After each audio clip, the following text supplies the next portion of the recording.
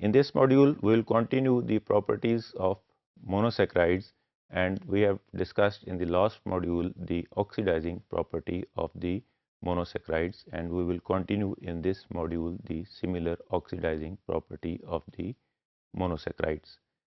Monosaccharides can be oxidized by relatively mild oxidizing agents such as cupric ions. Cupric ions जो हैं इसको oxidise कर देते हैं और ख़ुद रिड्यूस हो जाते हैं. इन केस ऑफ ग्लूकोज अगर ये ऑक्सीडाइज होगी तो हमने पिछले मॉड्यूल में देखा ये ग्लूक्रोनिक, ग्लूकैरिक और ग्लूकोनिक एसिड में कन्वर्ट हो जाएगी. द कार्बोनाइल ग्रुप और carbonyl atom is oxidize to carboxyl group. Glucose and other sugars capable of reducing cupric ions are called reducing agents. So in sugars को हम reducing sugars कहते हैं. For example, glucose जो aldehyde sugar है जिसके ऊपर एक कार्बोनाइल ग्रुप है वो रिड्यूस कर सकता है उसको cupric ions को, जबकि fructose is a non reducing sugar जिसको हम डिटेल में डिस्कस करेंगे in next few modules. Sugars are reducing agents.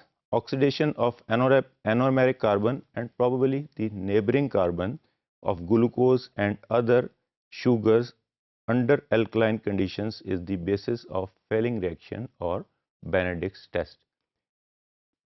Under alkaline conditions में जिस वक्त कॉपर सल्फेट ऐड किया जाता है विद सोडियम हाइड्रोक्साइड और सोडियम कार्बोनेट तो ये अल्कलाइन मीडियम बन जाता है copper sulphate and it is added with water and glucose.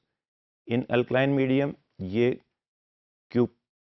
Copper sulphate convert हो जाता है क्यूप्रिक हाइड्रोक्साइड में which again converted into cuprous oxide which is reduced form and the sugar is oxidized to glucuronic acid or glucuronic acid.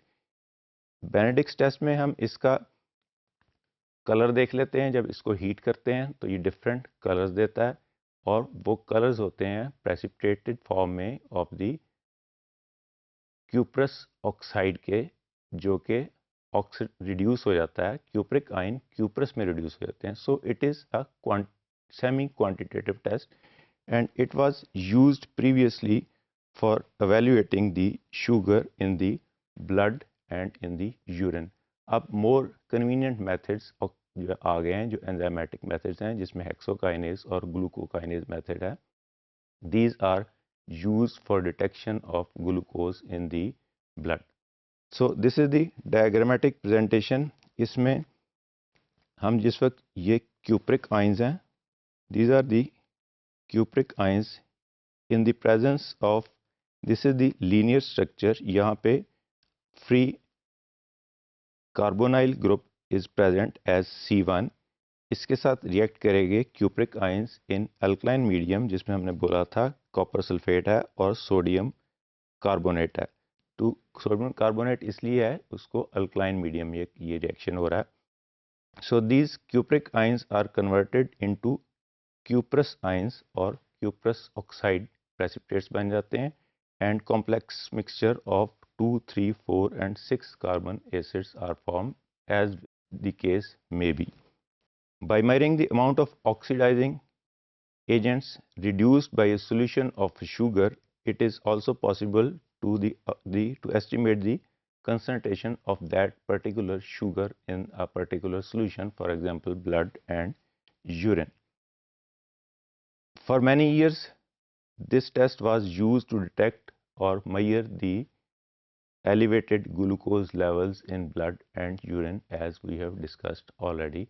But recently, नए methods जो हैं वो glucose oxidase and hexokinase methods हैं जो blood में purely quantitative हैं. ये Fehling test और जो Benedict's test है ये semi quantitative test हैं.